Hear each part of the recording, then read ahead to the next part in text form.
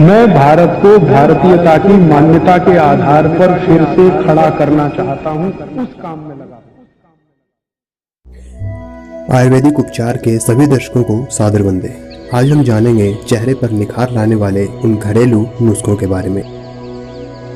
और ना शायद आपको मालूम नहीं है कि माधुरी दीक्षित भी या हेमा मालिनी या कोई भी फिल्मी हीरोइन लक्स से नहीं नहाती, साबुन से नहीं नहाती।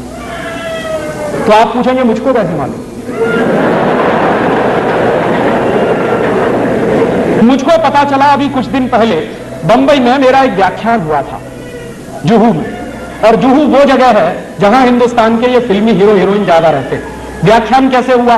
एक कोई फिल्मी हीरो है, उनका नाम है धर्मेंद्र। उन्होंने मेरे व्याख्यान के कैसेट सुने, मेरे व्याख्यान के कुछ 10 कैसेट निकले हैं, तो उन्होंने सुने और उन्होंने तुरंत फोन किया कि मैं राजीव दीक्षित से बात करना चाहता हूं। मैंने कहा मैं बोल रहा हूं। तो कहने लगे आपके 10 कैसेट सुनने के लिए मैंने 10 घंटे गाड़ी चलाई और घर नहीं गया जब तक कैसेट खत्म नहीं हुई। मैंने कहा बहुत अच्छी बात है, क्या लगा आपको? मैं आपका एक व्याख्यान करना चाहता हूं। मैंने कहा जरूर करिए, मैं आऊंगा। क्या आपकी फीस क्या है? मैंने कहा मैं फीस नहीं लेता कभी व्याख्यान के लिए।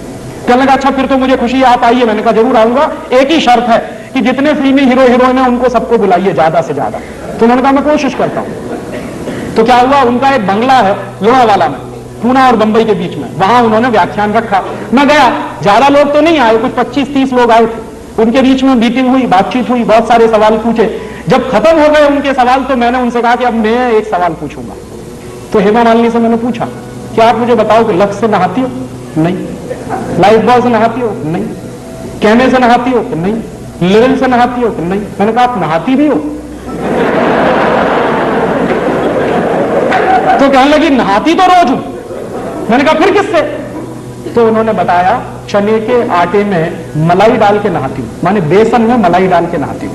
तो मैंने कहा अगर आप बेसन में मलाई डाल के नहाती है तो ये बात पूरे देश को क्यों नहीं बताती? कहने लगी डर लगता है। मैंने कहा क्या डर लगता है? कि अगर हिंदुस्तान की सभी बहनों ने बेसन में मलाई डालकर नहाना शुरू किया तो सब हेमा मालिनी हो जाएंगे। तो मेरी तो कुर्सी खतरे में पड़ जाएगी। तो आप ये जान लीजिए कोई भी फिल्मी हीरोइन साबुन से नहीं नहाती। क्यों? उसका कारण है जितने साबुन हैं वो बनते हैं कास्टिक सोडा से, और कास्टिक सोडा शरीर की त्वचा के लिए बहुत खराब होता है। और आप ये चाहें तो प्रयोग करिए, साबुन से नहाइए, नहाने के 20 मिनट के बाद जब आपका शरीर सूख जाए तो नाखून से ऐसे लाइन खींचिए, सफेद रंग की लाइन खींचेगी। और आजकल ठंडी का दिन है, साबुन से नहाइए, 10 मिनट बाद आपका पूरा चेहरा सफेद सफेद हो जाए। क्यों? उसमें जो कास्टिक सोडा है वो आपकी शरीर की त्वचा से चिपक जाता है। चाहे जितना पानी डालिए धुलता नहीं, इसलिए साबुन सबसे रद्दी चीज है। तब आप पूछेंगे बेस्ट क्वालिटी क्या है? बेस्ट क्वालिटी है मुल्तानी मिट्टी। मिलती है अभी भी इस देश में, खरीद लाइए बाजार से। क्या करें उसका? मुल्तानी मिट्टी को दही में डाल दीजिए रात को, या दही की ताक में डाल दीजिए, सवेरे तक एकदम मुलायम हो जाएगी।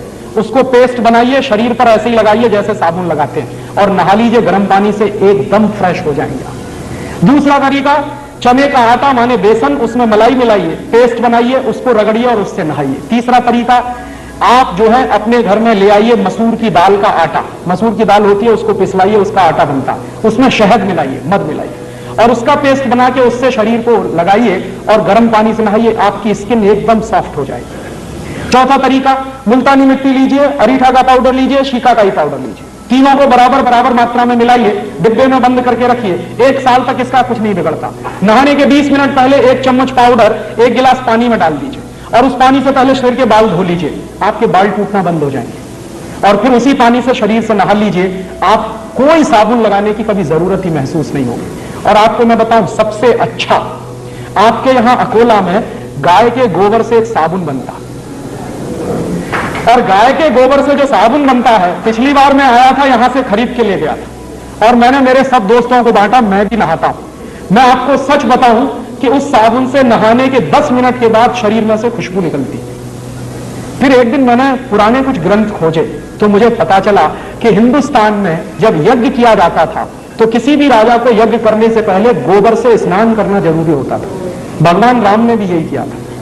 जब भगवान राम ने यज्ञ किया तो गोबर से स्नान किया था, तब यज्ञ करने के लिए बैठ पाए थे। तो शास्त्रों में इसका वर्णन है और गोबर से स्नान करना बहुत ऊंची बात है। आपके घर में अगर देसी गाय है तो उसके गोबर से आप सीधे स्नान कर सकते हैं, नहीं है तो आपके अकोला में बनता है इतना अच्छा साबुन, और अगर आप वो खरीदेंगे तो पैसा कहां जाएगा? अकोला का पैसा यही रहने वाला। और वो साबुन यहां के किसी गौशाला में बनता तो आपका दिया गया पैसा जाएगा कहां? गौशाला में जाने वाला। उस गौशाला को चलाने वाले कुछ भाइयों को रोजगार मिलेगा। और मेरी तो कल्पना है कि ऐसी गौशालाएं गांव गांव गली गली घर घर में खुल जाए और उनमें से ये गोबर निकलेगा, साबुन भी बनेगा, दूध बनेगा, घी निकलेगा, क्या क्या नहीं होगा। पूरे हिंदुस्तान की अर्थव्यवस्था बदल सकती है। तो आप ये फालतू के साबुन खरीदना बंद करिए। मुल्तानी मिट्टी से नहाइए, अरीठा, शिकाकाई, मुल्तानी मिट्टी के पाउडर से नहाइए या फिर चने के आटे से नहाइए।